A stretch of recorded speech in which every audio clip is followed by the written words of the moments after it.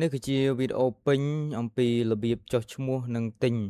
account DistroKid ដែលបញ្ចុះតម្លៃ 50%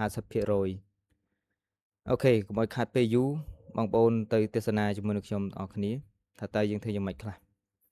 ញ្ចឹងជាហ៊ានដំបូងមកបងប្អូនត្រូវមាន link នេះមួយមកណាហើយ link នេះខ្ញុំនឹងដាក់ឲ្យបងប្អូននៅខាងក្រោមវីដេអូរបស់ខ្ញុំអូខេអញ្ចឹងយើងបើក Chrome របស់យើងមកយើងបើកទៅកាន់ Google Chrome របស់យើងណាមួយដែលវាមាន email របស់យើងអញ្ចឹងណាហ្នឹងហើយដើម្បីយើងត្រូវការចុះឈ្មោះបាទនេះអញ្ចឹងខ្ញុំប្រើ email ថ្មីរបស់ខ្ញុំនេះហើយខ្ញុំធ្វើការ paste link មិញនេះចូលណាខ្លាច់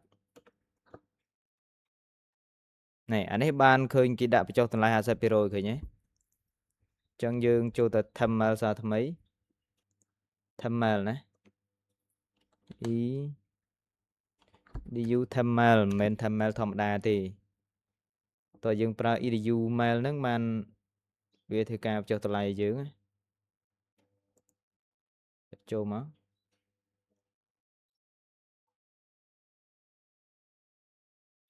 អូខេយើងមិនខ្វល់ស្អីជាស្អីទេយើងឲ្យតែឃើញកន្ទុយ edu ហ្នឹងមកយើង copy មកផ្លាច់តោះយើងដាក់ចូលមកអូខេអញ្ចឹងដាក់ password ម្ដងទៀតណាអូខេដាក់ password ហ្នឹងហើយយើងចុច sign up មកតោះនេះតិចឆ្ងល់ហ្នឹងខ្ញុំមិនក៏អត់បង្ហាញ password ណាទៅបង្ហាញ password គេលោកព្រះគេយកទៅបាត់ហ្នឹងអំបិលហើយអូខេអញ្ចឹងយើងបានបញ្ចុះតម្លៃហើយបើសិនជាបងប្អូនយក plan នេះ plan music scene នេះគឺតពិតតម្លៃពេញវា25ណាក្នុងមួយឆ្នាំតែវាបញ្ចុះ 50% សល់តែ12.49 ទេអញ្ចឹងបើបងប្អូនគ្នាជាអ្នករៀនធ្វើដំបូងខ្ញុំលើកទឹកចិត្តឲ្យយកអានេះមក music scene មកតែដោយសារខ្ញុំធ្វើច្រើនខ្ញុំចង់ធ្វើអានេះដោយសារនេះវាមានមុខងារច្រើននេះវាមានបង្ហាញនេះមានបង្ហាញច្រើនយើងអាចគេហៅថាមាន insight យើងមើល view មើលអីបានអញ្ចឹងណាបងប្អូនហ្នឹងហើយអញ្ចឹង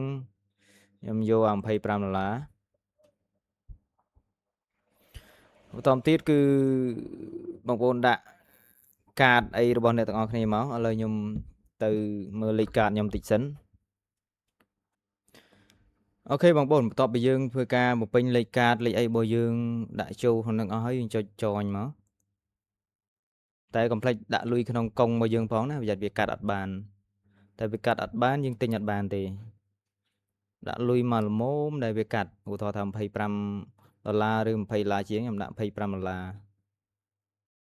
អូខេអញ្ចឹងវានឹងធ្វើការ process ហើយអញ្ចឹងខ្ញុំនឹងធ្វើការ confirm នៅខាង ABA ខ្ញុំបន្តិច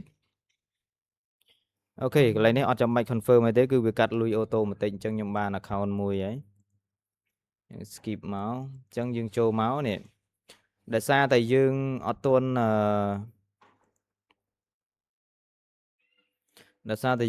់បានផុសអីអញ្ចឹងវាចេញទៅទេស្អាតអញ្ចឹងហ្នឹងហើយអញ្ចឹងកន្លែងនេះគឺ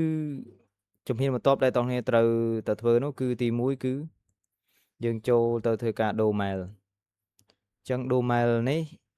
យើងអាចដាក់ time mail នេះរហូតទេព្រោះ time mail នេះមានរយៈពេលតែប្រហែលនាទីនឹងទេ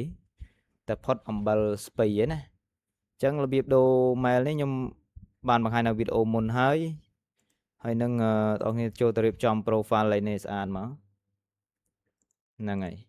ញ្ចឹងរបៀបរៀបចំ profile ដូចជាដូរ mail ខ្ញុំបានប្រាប់នៅក្នុងវីដេអូមុនហើយអញ្ចឹងបើសិនអ្នកទាំងអស់អត់បានមើលវីដេអូនោះទេខ្ញុំនឹងដាក់ link វីដេអូ2នឹងឲ្យអ្នកទាំងអស់ចូលទៅមើលណាអញ្ចឹងកុំឲ្យវីដេអូនេះវែងខ្ញុំសូមបញ្ចប់ប៉ុណ្ណេះអរគុណ